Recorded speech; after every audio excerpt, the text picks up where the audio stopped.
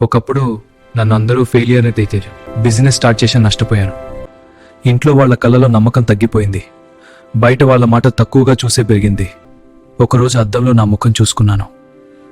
నిజంగా నేను ఇంతేనా అని నా మనసుని అడిగాను. అప్పుడే నా జీవితంలోకి వచ్చింది ఆర్టిఫిషియల్ ఇంటెలిజెన్స్. మొదట్లో భయపడ్డాను, కానీ ఈసారి పారిపోను అని నిర్ణయం తీసుకున్నాను.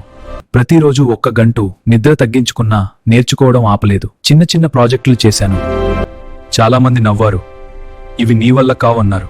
కానీ నా ఫలితాలే సమాధానం చెప్తాయని నాకు తెలుసు. ఒకరోజు నా మొదటి క్లయింట్ వచ్చాడు. చిన్న అమౌంట్, కానీ నాకు అది కోట్ల విలువైన నమ్మకం. ఏఐతో బిజినెస్లను ఆటోమేట్ చేశాను.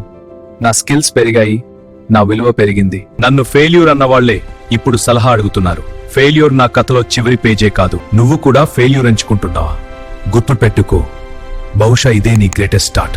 నీ లైఫ్ మార్చడానికి రెడీ అయితే కామెంట్లో ఐ విల్ రైజ్ అని టైప్ చేయి. లైక్ చేసి షేర్ చేయి, ఎందుకంటే నీ స్టోరీ ఇంకా పూర్తవలేదు.